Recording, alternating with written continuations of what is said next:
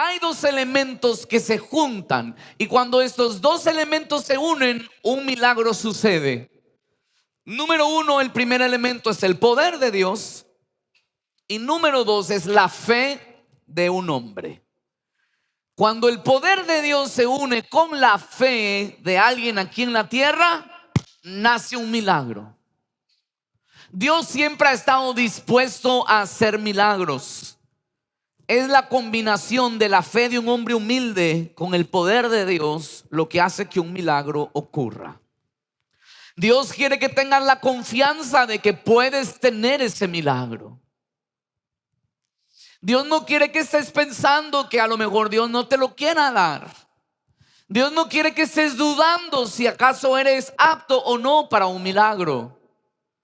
Dios no te quiere titubeando, Dios te quiere convencido. La fe habla de certeza y convicción, pero es una certeza y una convicción que se tiene aquí adentro. No puedes tener fe y certeza, no puedes tener certeza y convicción de algo que estás viendo. Eso no es fe. La fe es estar con una convicción y con una certeza de algo que tus ojos no ven hoy, pero que puede ser alimentado a creer. Y hoy tenemos que entender que Dios quiere que tengas tu milagro, el milagro que necesitas, que Él quiere que entiendas cómo recibirlo, y lo dejó en las Escrituras revelado así. Hoy quiero soltarles unos cuantos textos que vamos a comparar en las realidades del Nuevo Testamento, que nos van a enseñar cómo debe ser nuestra actitud en el corazón, o cómo no debe ser, para entonces nosotros tener un milagro. Hechos capítulo 8 y el verso 4. Quiero hablarte de esta primera iglesia creciente. Te voy a hablar en el momento que Jesús ya no estaba con sus discípulos. Te voy a hablar de la primera iglesia y de cómo los discípulos predicaban el evangelio y señales y milagros los seguían. Pero los que fueron esparcidos, vamos a leer, iban por todas partes anunciando el evangelio. Entonces Felipe, descendiendo a la ciudad de Samaria, les predicaba a Cristo. ¿A quién les predicaba? No predicaba de Cristo, predicaba a Cristo. Cristo significa en el original griego ungido. Cuando se habla de Cristo, se está hablando de la unción. Yo no sé qué entiendes tú cuando se habla de Cristo, pero no se estaba predicando de la unción, se estaba predicando a la unción. No se estaba predicando de Cristo, se estaba predicando a Cristo. Es diferente. Cuando yo te hable de algo o cuando yo te hable a algo, es el llevarte a. Y la predicación de los primeros discípulos no era de mirar a alguien, era de vivir ese alguien. Y ellos predicaban a Cristo, predicaban a la unción. Cristo es el ungido y la unción representa el poder de Dios. Cada vez que se habló de la unción en el Antiguo Testamento, se estaba hablando de poder. El poder que viene de Dios para liberar, para sanar. Y ese poder que el Antiguo Testamento lo describía como la unción, viene a personificarse en el Hijo de Dios y se le llama Cristo, el ungido, el que tiene el poder de Dios. Por eso es que nuestros mensajes de las Escrituras son mensajes de poder. La gente suele decir, estuvo poderoso. ¿Por qué estuvo poderoso? Porque se predicó a Cristo. Por eso es que solemos decir que la iglesia es cristocéntrica. El centro es Cristo, el centro es la unción, el centro es el ungido. Jesús fue ungido, pero sigue ungido para hacer milagros alrededor nuestro y a través nuestro, a través del Espíritu Santo que está aquí en la tierra. Porque cuando Cristo fue ungido, lo ungió el mismo Espíritu Santo, que es aquel que está hoy en nosotros, para seguir ungiendo y haciendo milagros en nuestros tiempos. Amén. Entonces Felipe predicaba a Cristo. Mire Isaías el capítulo 10 y verso 27. Quiero darles algunas enseñanzas bíblicas para entender cómo recibir nuestros milagros. Hablando de la unción, dice el verso 27, acontecerá en aquel tiempo que su carga será quitada de su hombro, escúchelo, y su yugo de tu cerviz, y el yugo se pudrirá a causa de la unción. ¿De qué poder estamos hablando? De que haría podrir el yugo, el peso que iba sobre los hombros. Y dicen las escrituras aquí que en el tiempo que acontecerá, la carga no será quitada de los hombros y su yugo de la cerviz, y el yugo se pudrirá a causa de la unción. Hay cosas que Dios mismo pudre, que están en nuestras vidas y que no nos dejan libres. Es el poder de Dios. Cuando se habla de Cristo, se está hablando del ungido, se está hablando del poder de Dios en la vida del mismo Jesús. Ese era el mensaje que estaba predicando Felipe. Es el mismo mensaje que predicaba Pedro. Ahí mismo en el libro de Hechos, acompáñeme hasta el verso 10. Quiero que lo vea acá conmigo. El libro de Hechos, el capítulo 10, y vamos hasta el verso 36. Escuche ahora a Pedro predicar. Dios envió un mensaje a los hijos de Israel anunciando el evangelio de paz por medio de Jesucristo. Este es Señor de todos. Vosotros sabéis lo que se divulgó por toda Judea, comenzando desde Galilea, después del bautismo que predicó Juan. ¿Cómo Dios, qué hizo? Otra vez más fuerte, ¿qué hizo Dios? ¿Con quién? Y con poder, ¿a quién? De Nazaret. ¿Y cómo este anduvo haciendo? ¿Qué hacía Jesús? Bienes, es decir, él hacía el bien. ¿Y qué más hacía Jesús? Sanando a todos los que estaban oprimidos. ¿Por quién? ¿Por qué? ¿Por qué? Porque Dios estaba con él. Y míralo a Pedro, decía, y nosotros somos testigos de todas las cosas que Jesús hizo en la tierra de Judea y en Jerusalén, a quien mataron colgándole en un madero. A ese levantó Dios al tercer día e hizo que se manifestase a todo el pueblo.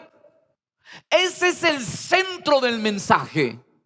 Ese es el centro del mensaje de la iglesia. Eso es ser una iglesia cristocéntrica. El día que usted mire que una iglesia no tiene su base en Cristo, entonces salga corriendo de ahí. Ese era el mensaje que predicaba Pedro. ¿Cuál es el mensaje cristocéntrico? ¿Qué es lo que estamos predicando? Que Jesús se hizo hombre, se hizo carne, y esa carne vino a este mundo, y él en este mundo lo ungió el Espíritu Santo y le dio poder. Y las señales que hizo Jesús son las señales que nos siguen. Y ese Jesús fue a la cruz y murió por nuestros pecados, pero al tercer día fue resucitado y hoy está a la diestra del Padre para interceder por nosotros. Sigue estando ungido, sigue haciendo milagros. Ese es el centro de la enseñanza del evangelio. Y eso es lo que siempre se ha predicado y siempre se va a predicar. Entonces no podemos negar que si predicamos a Cristo, vamos a predicar de milagros. Porque Pedro les contaba cómo Jesús sanó en Judea. Pedro les contaba cómo Jesús sanó en Jerusalén. Lo venían contando, lo venían hablando, predicaban a Cristo. Es lo mismo que hacía Felipe. El mismo mensaje. Mire la reacción de la gente cuando Felipe predicó en Samaria. Vuelva a Hechos capítulo 8, pero vaya hasta el verso 6. Dice el verso 6: y la gente unánime escuchaba atentamente las cosas que decía Felipe, y oyendo y viendo las señales que hacía. ¿Cómo estaba la gente? Unánime. Pero estaba, ¿cómo escuchaba? Toca a tu vecino y dile, ¿cómo escuchas la palabra de Cristo? Vamos, dígaselo, ¿cómo escuchas la palabra de Cristo? Hoy nuestra gente quiere milagros, pero estamos cumpliendo el domingo en la casa del Señor, diciendo voy acá porque aunque es lejos, pero el pastor me hace reír y predica lindo. Y es lindo, el pastor es lindo, lindo, ¿sí? Y de repente está, no sé, está media lenta la prédica, voy a ver el Instagram. Ah, no, dijeron de Navidad, ya estará el post de la Navidad. Y entonces empezamos a mirar y a distraernos y no a escuchar atentamente. Pero luego si le decimos, Dios no me da mi milagro. Y hemos llevado que el cumplimiento de no milagros es porque Dios no quiere. Pero hoy quiero hablarte de una audiencia que cuando se les predicaba a Cristo estaban atentamente a los que se les enseñaba. Y Felipe dice que les enseñaba y la gente oía y veía los milagros. Yo sé que es fácil entender el ver un milagro, pero oír un milagro es entonces igual que Pedro lo hacía Felipe. Felipe contaba de los milagros que hizo Jesús. Es lo mismo que hacemos aquí cada domingo. Hablamos de lo que Jesús hizo. Las escrituras enseñan. Y yo me imagino a un Felipe predicando tremenda enseñanza de Bartimeo el ciego. Como un día clamaba y estaba tirado en el piso, pero Dios le hizo el milagro de devolverle la vista. Como me imagino a Felipe predicando de la mujer enferma de flujo de sangre, que él estuvo ahí y cómo fue sanada y cómo Dios le dio el milagro y le quitó la culpa. En medio de toda la multitud vieron el milagro. Porque a la hora de recibir un milagro, ellos estaban escuchando atentamente la enseñanza que los discípulos traían. La oportunidad de ver milagros en Samaria fue porque se predicó a Cristo y la gente creyó. La gente puso atención a las palabras. Entonces el poder de Jesús se manifestó en Samaria. La oportunidad de predicar a Cristo y ver milagros. En esta casa se predica a Cristo y hay muchos que ven milagros. ¿Cuántos son testigos de milagros en sus vidas? Si le va a aplaudir a Dios por ese milagro, yo creo que hay que aplaudirle más fuerte. Pero ¿sabe qué siento yo en mi espíritu? Que hay una ola de milagros que se quiere venir grandemente para Casa de Fe. Lo siento, el Espíritu Santo estaba hablándome muy fuerte en esto. Y yo le decía, Señor, pero estamos predicando a Cristo. Se predica a Cristo y hay milagros. Pero también pueden haber reuniones y predicaciones donde se predique a Cristo, pero no hay milagros. Seguro tiene que ver con el predicador, pastor. Seguro no ha de predicar bien, espérese. Porque le voy a hablar de un episodio donde hubo una predicación igual a esta de un gran predicador, pero no hubo milagros. Y está en la Biblia. Ve hasta Lucas, el capítulo 4, y vamos hasta el verso 16. Rápidamente llega hasta allá. Vino a Nazaret, donde se había criado, y en el día de reposo entró en la sinagoga conforme a su costumbre, y se levantó a leer, y se le dio el libro del profeta Isaías. Y habiendo abierto el libro, halló el lugar donde estaba escrito: el Espíritu del Señor está sobre mí, por cuanto me ha, más fuerte, para dar buenas nuevas a los pobres. Me ha enviado a sanar a los quebrantados de corazón, a pregonar libertad a los cautivos, a darle vista a los ciegos, a poner en libertad a los oprimidos, a predicar el año agradable del Señor. ¿Quién estaba predicando eso? Jesús. Jesús era el speaker esa mañana, él era el preacher, él estaba ahí. Llegó a este lugar, no Samaria donde estaba Felipe, llegó hasta Nazaret. Y en Nazaret le dieron a él el rollo de Isaías, pero él escogió que leería, él escogió que predicaría.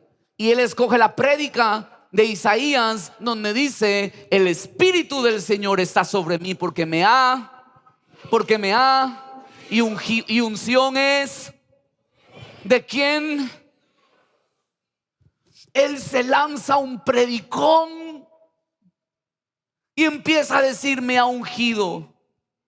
Y estamos aquí para sanar a los quebrantados de corazón, para dar vista a los ciegos, para sacar de la cárcel a que está en cautiverio, para pregonar el año agradable de la voluntad del Señor. Y la gente en la iglesia, ¿quién es este? ¿Quién es? ¿Por qué no me trajeron al pastor Carlitos? ¿Quién es este que está predicando? ¿Quién era ese? La gente se volteó a hablar y empezó a decir: ese era el hijo del carpintero.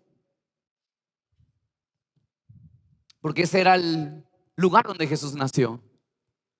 Y esa gente lo había conocido a Jesús desde pequeño. ¿Quién es este? El adoptado. Porque Jesús fue adoptado. José lo tuvo que reconocer e inscribirlo como su hijo, no siéndolo. ¿Quién es este? El hijo del carpintero. Entonces, en aquel lugar, pregunto, ¿la prédica estuvo buena? Pregunto, ¿lo que Jesús dijo era para que se vuelvan una noche de milagros? ¿Pero qué pasó? Véalo conmigo en el texto paralelo, Marcos capítulo 6. Véalo hasta allá conmigo y verso 3. La gente empezó a decir: ¿no es este el hijo del carpintero? Hijo de María, hermano de Jacobo, de José, de Judas y de Simón. ¿No están también aquí con nosotros sus hermanas? Y se escandalizaban de él. Mas Jesús les decía: no hay profeta sin honra, sino en su propia tierra y entre sus parientes y en su casa. Y no pudo hacer allí, ¿qué cosa? Salvo que sanó a unos pocos enfermos, poniendo sobre ellos las manos. Y estaba asombrado y recorría las aldeas de alrededor enseñando. Ponga acá un momento su atención. ¿El mensaje estuvo poderoso? ¿El predicador era ungido? Miren, ni uno como él en unción. ¿Pero hubo milagros? Pregunto, ¿no pudo o no quiso?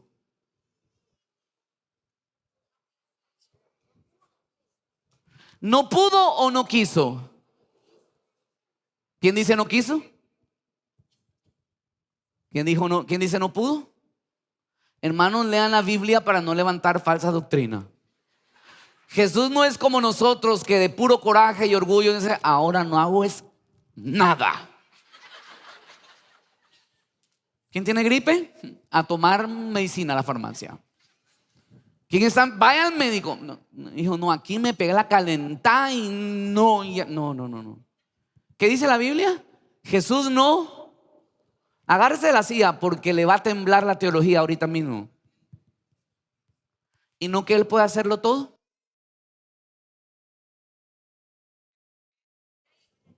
¿Y no que él lo puede hacer todo? Ponga atención a esto, porque a la hora de recibir un milagro, ya de la parte del cielo está dicho. Porque Jesús no se pone clasista a la hora de dar un milagro. Pero lo que se necesita para un milagro es la unción, que es el poder de Dios, pero con otro elemento que se llama fe. Y si no hay fe, Dios no puede obrar en tu vida ni hacer milagros. Por mucho que Él quiera, necesita que tú creas. Y Él sí quería.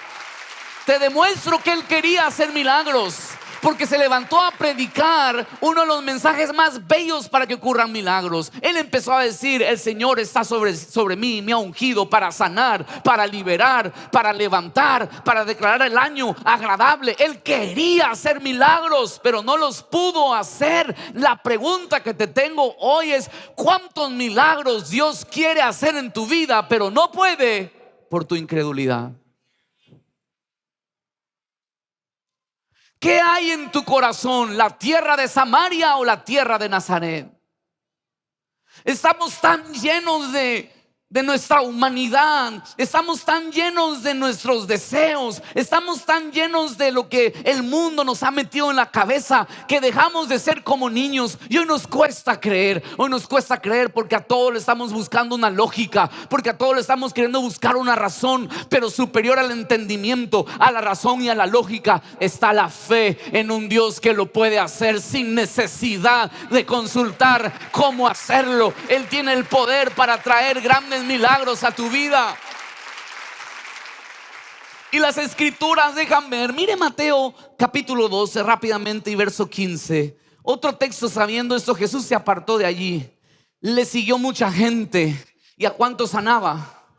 Ah, no, así no me va a leer. ¿Y cuántos sanaba? Vamos, necesito más fe aquí. ¿A cuántos sanaba? ¿A cuántos sanaba? Él se empezó a clasificar a la gente.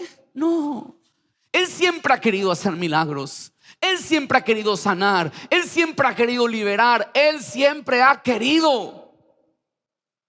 La pregunta es: ¿qué tierra hay en tu corazón?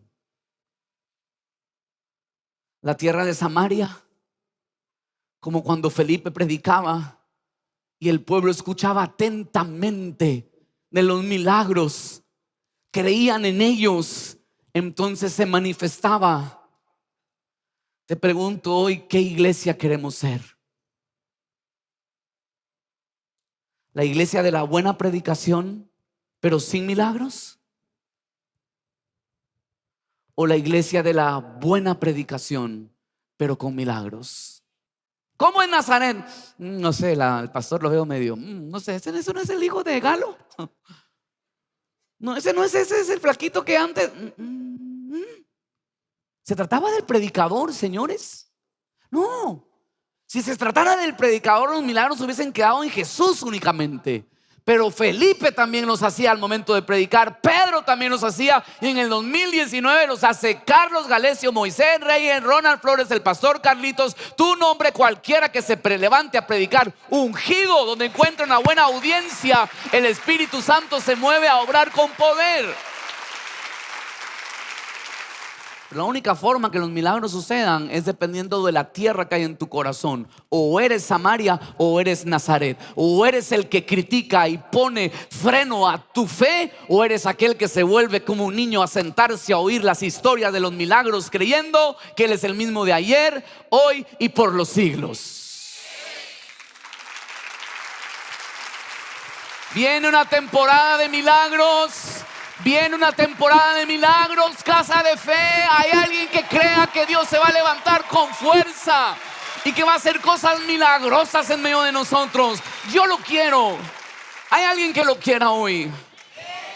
Él lo quiere hacer en medio de nosotros. No podemos nosotros darnos el lujo. Pero a veces pasa en nuestra vida que decimos: pero hay buena predicación, hay unción, yo le creo.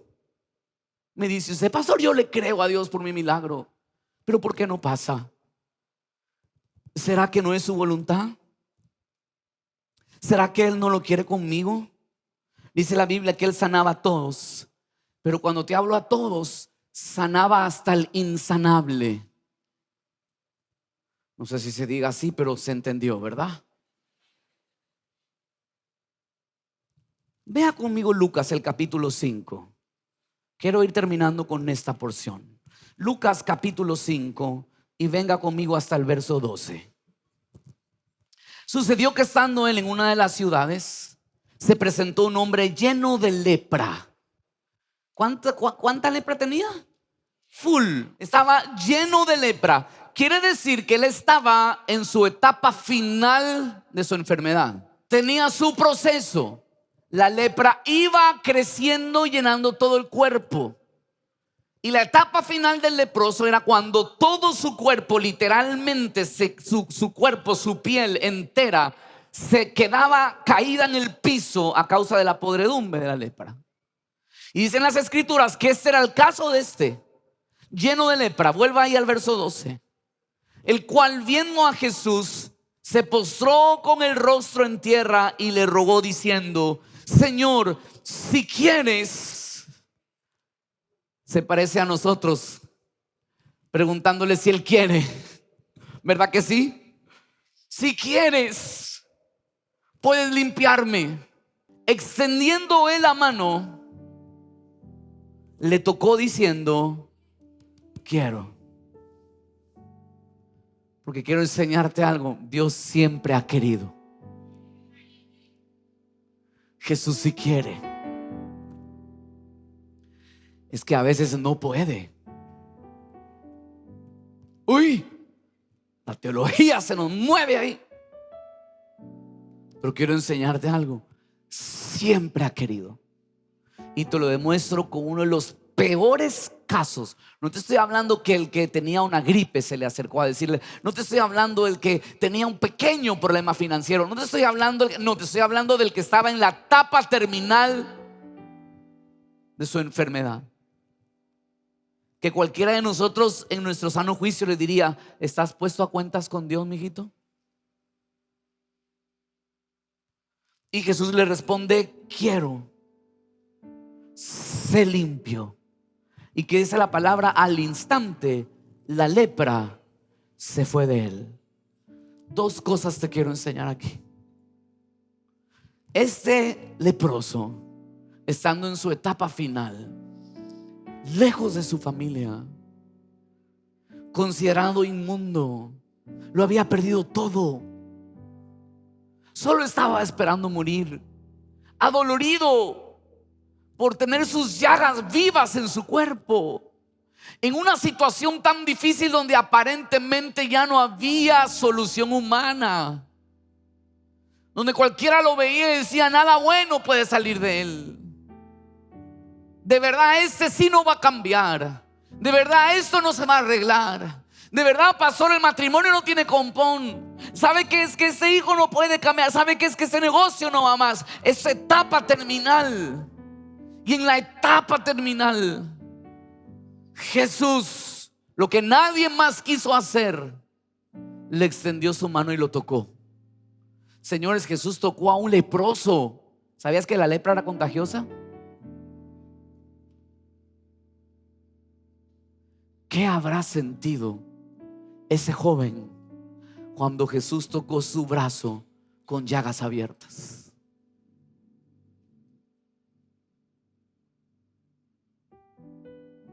Y tú descalificándote de un milagro por tu exterior. Y tú descalificándote de un milagro por lo que hiciste y las consecuencias que tienes. Cuando a Jesús no le importó tocar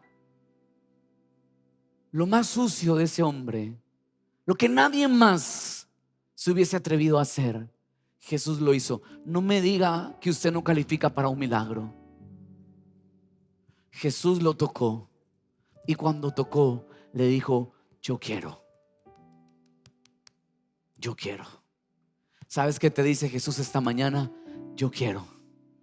Yo quiero hacerte el milagro en tu casa. Yo quiero hacerte el milagro en tus finanzas. Yo quiero sanar tu corazón. Yo quiero levantarte. Yo quiero perdonarte. Yo quiero hacer de ti una gran mujer. Yo quiero hacer de ti un gran varón. Yo quiero. Eso dice Jesús. Yo quiero. Yo quiero. Habrá alguien que crea que Él quiere hacer milagros hoy en el 2019, en el mes de agosto, en esta casa.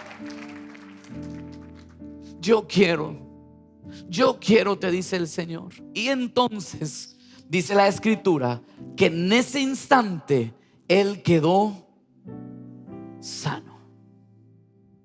Quiero declarar que en el instante que Jesús te toque y revele su voluntad para tu vida, vas a quedar sano, limpio y con tu milagro para ser testificado. ¿Cuántos lo creen? Y si recibes la palabra, dale un fuerte aplauso a la palabra de Dios.